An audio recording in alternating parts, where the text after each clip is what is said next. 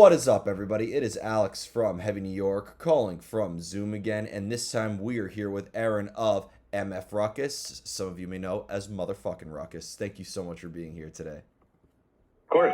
Happy to be here. Thanks for having me. Yeah, man, it's so awesome to have you here. I love your album title, The Front Line of Good Times. I think that this is a really, really unique title because when you're on the front line of good times, that could mean that you're really fully depth into the party, or maybe you are standing out during better times in a way. Being that this is volume one, is this intended to be like a series that you guys continue on where there's like a storyline that needs to be followed and whatnot?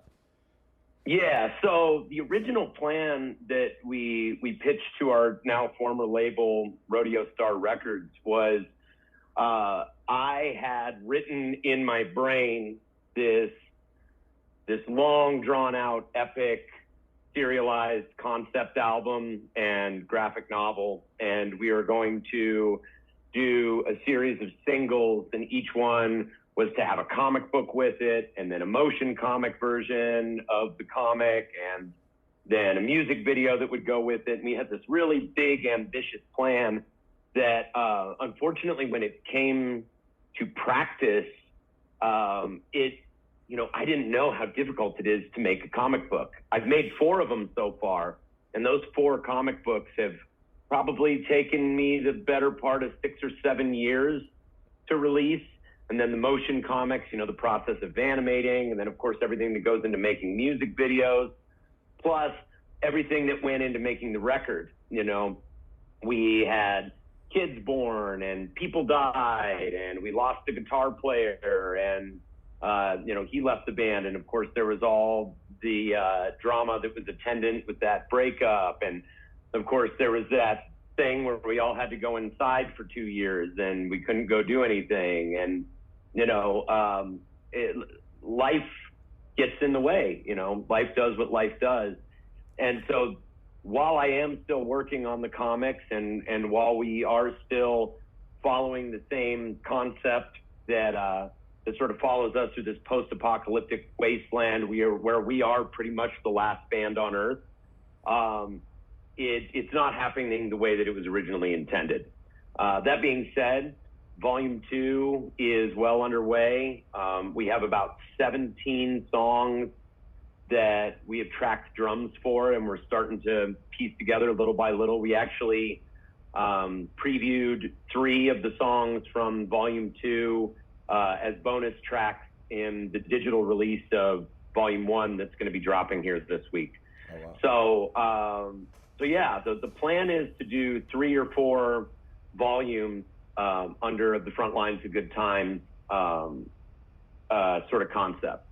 There's been a lot of bands lately that would have graphic novels or comics to go along with their music. As most recent experience would be Spirit Box, but we've seen it with Coheed and Cambria, My Chemical Romance, and so many other different bands. Is there a similar creative energy or a similar creative process to creating comics as to creating music in a way? Is there a similar method behind that madness in a way, or are they completely separate creative entities? I mean, it comes from the same place. I heard one time, I don't remember where I heard this. I heard it in a podcast or something. It was some creativity podcast. There were little short episodes where the host would give kind of, ideas to help with one's creativity, little exercises, journaling, things like that. And he gave this metaphor of the water in the conduit, and basically said everybody has the water within them. And the water is basically your creativity, your inspiration. And then the conduit is just the actual hard skills that you have to be able to transport that water. So it can be the difference between someone who's never picked up a guitar before. Their conduit is some trash bags that they've fashioned together, and PVC pipe, and some leaky contraption that's leaking water all over the place. And then you have someone who's been playing guitar for 20 years, and they've got the Roman aqueduct, essentially, is how the metaphor goes. And what I would say is that making comic books and making music both tap into the same source. They both tap into the same drive that I have to just make stuff, like, I'm sure you experience with doing your show, you can't not do it. It's just a thing that you do. It's just part of who you are. You're curious about this thing that you like to do, and so you get up and you work on it every day. Well, I got inspired during the process of making music. I got inspired by this idea for a comic book, and it just took off. Like the storyline, the characters, the drama. I read, Tony, our guitar player, and I both read The Hero with 1,000 Faces by Joseph Campbell, which is a book on comparative mythology that just sort of talks about the monomyth that transcends culture and geography around the world and time and era and all that. And it's just basically the same structure of narrative that we as human beings use to tell stories. And we had both read that and were really inspired by it. And I came up with this idea of sort of a post-apocalyptic wasteland where this group of itinerant musicians and scrappers is getting into adventures. And I drew a lot of the story from real things that had happened in our lives and a lot of inside jokes that we told in the band. And it all happened very naturally, the same way that coming up with an idea for a song happens. Tony's playing a riff, or one of the other guys is playing a riff, or I'm strumming around with the guitar, and then a melody kind of comes into place, and there's something that has been occupying my mind recently, and that becomes the lyrics. Or there's some line that I just think is, so catchy or clever or really inspires me, and then that gets built into a song. It's the same process. It's just a different means of delivering that information, delivering the water, transmitting the water, Well, with the concept that's demonstrated in the front line of Good Times, is this very much rooted in your sort of personal aspect? Because I've seen the post-apocalyptic concept utilized, and not just in music, in many different genres of music, but in many different mediums of art. Is this like at all rooted in your personal experiences in a way, or is MF Ruckus almost kind of like an escapism where you are just telling stories that you made up, and maybe you're not investing too much of your personal experience into it? You're more or less portraying somebody else or an alter ego of some sort. Well, it's a little bit of both. I mean, escapism. I mean, music, comics, art, all forms of entertainment and media. That's how we take our mind off of some of the harsher, more banal elements of life, and try and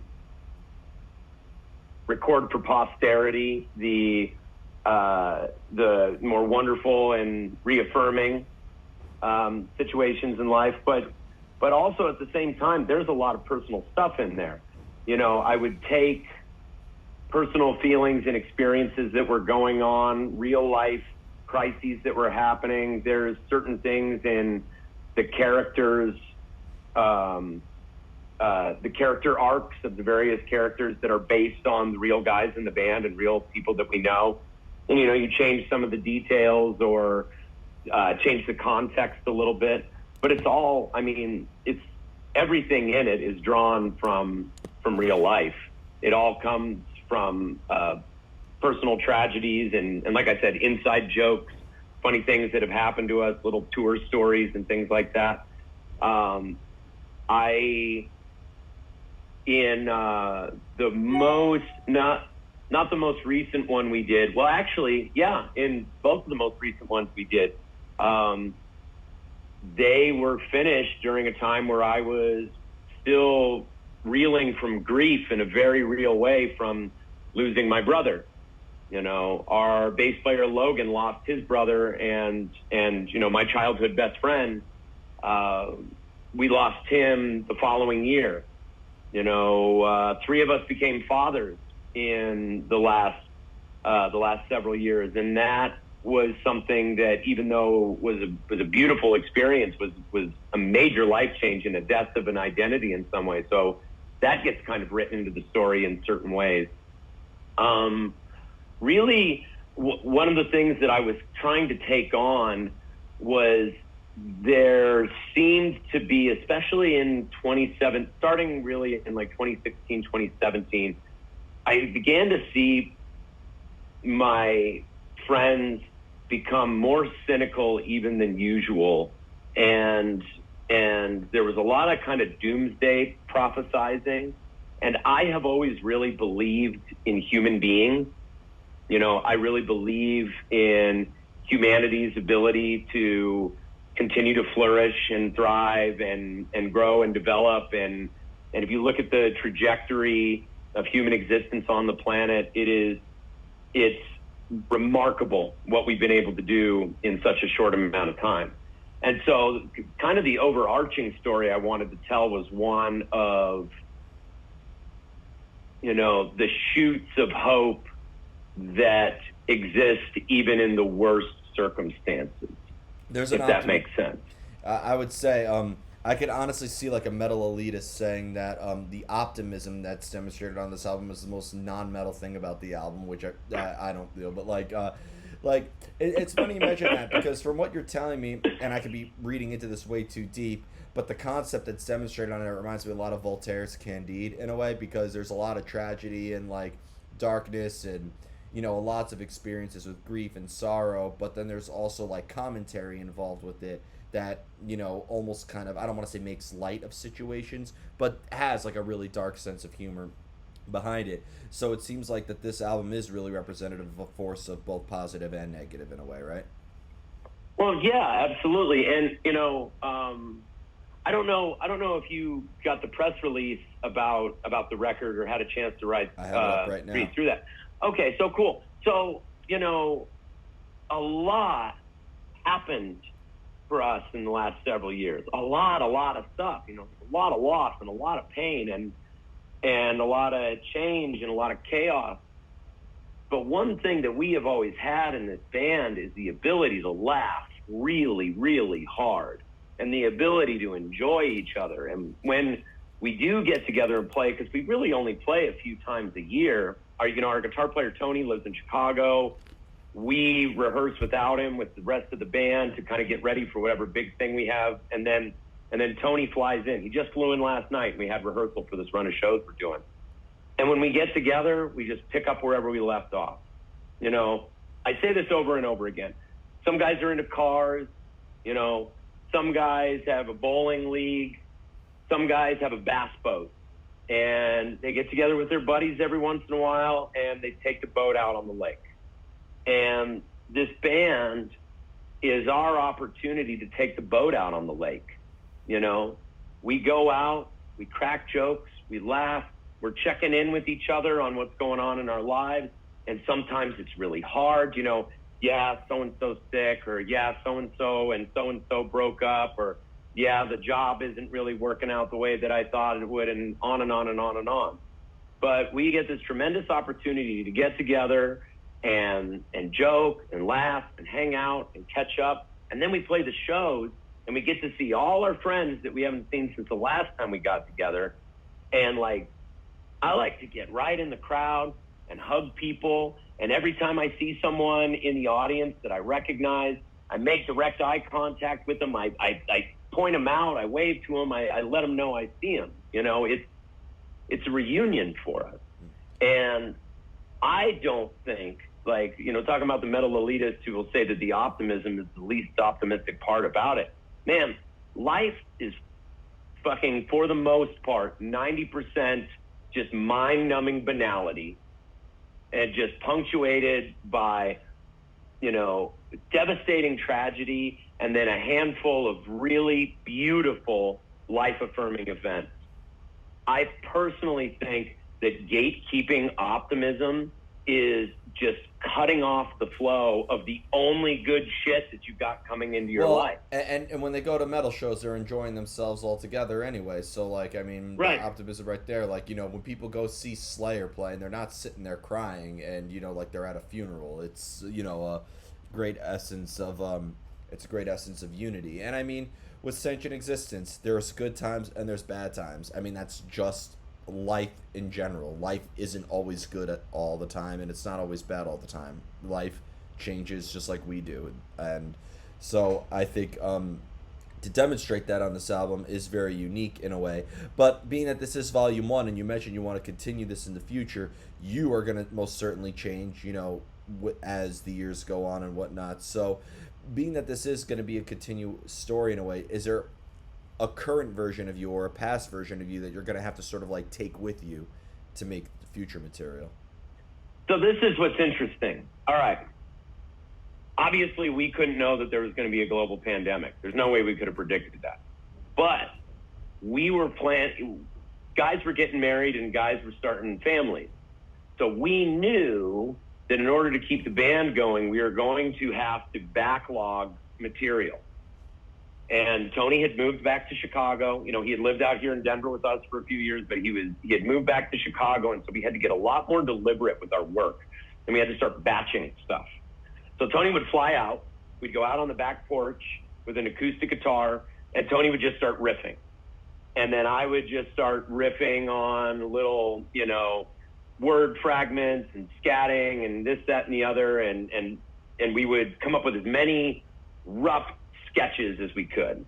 And then I would sit down and I would start to form those rough sketches into more concrete ideas. And over time, I called it mining ore.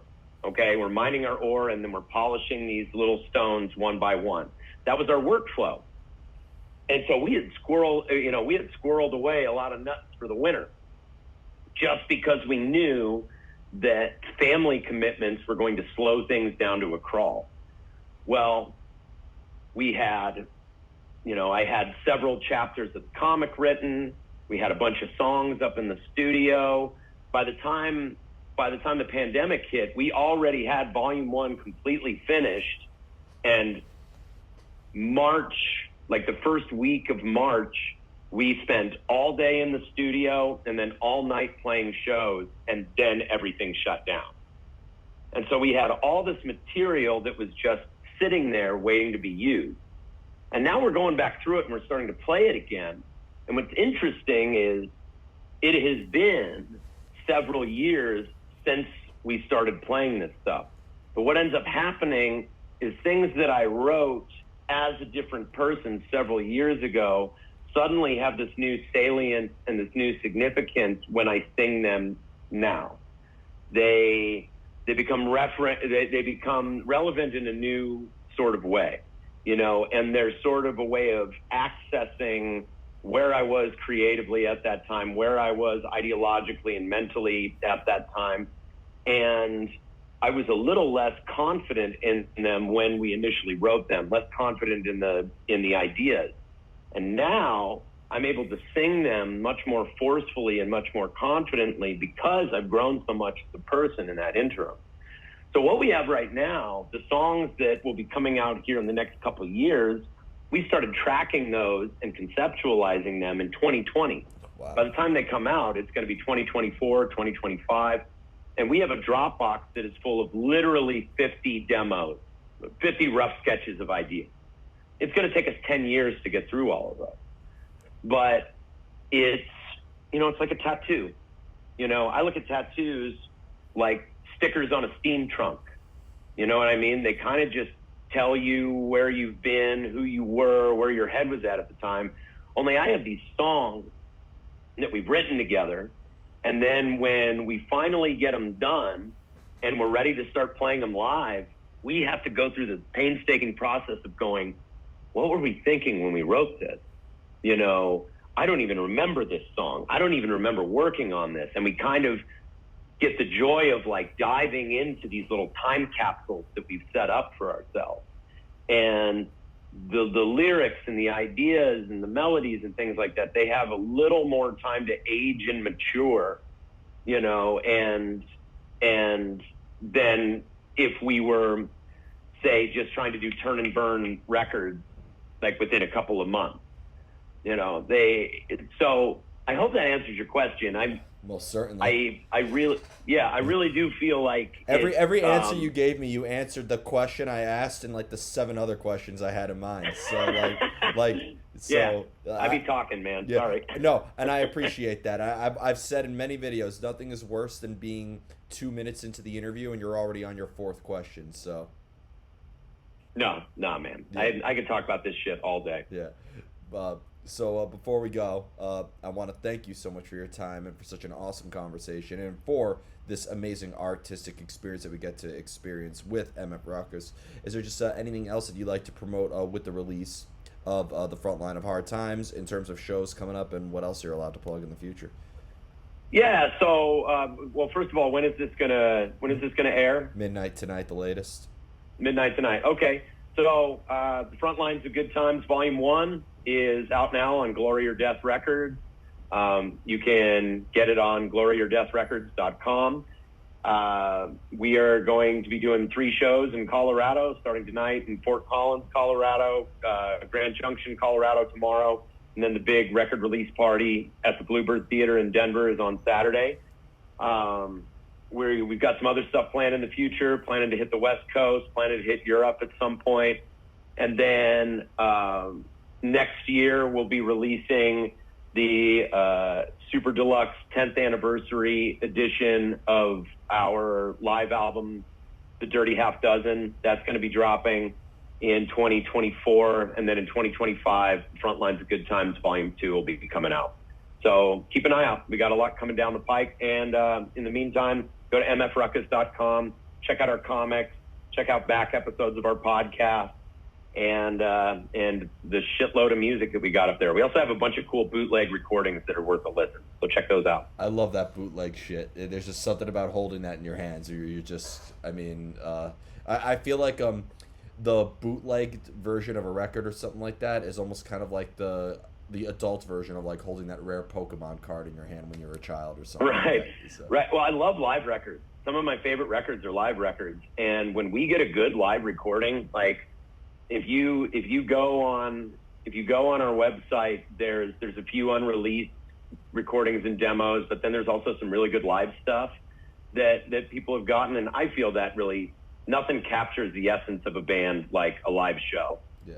Well, I mean, you know. A live record, though, when you're like listening to it live, to me, that's almost kind of like pornography on the radio. Like pornography on the radio. That's good. Yeah, like it's cool, but it's a good band name. Yeah. Hey, feel free to take it right there. Just credit me on the album. Pornography on the radio. Yeah. There you go. It sounds like a Steel Panther deep cut. But yeah. Thank you so much, everybody. We are here with motherfucking Ruckus. Be sure to check out the Front Line of Hard Times. This is Alex from Heavy New York, or the Front Line of Good Times. My bad. This is Alex from Heavy New York, and we will see you next time. Thank you, Alex. Yep. Thank you.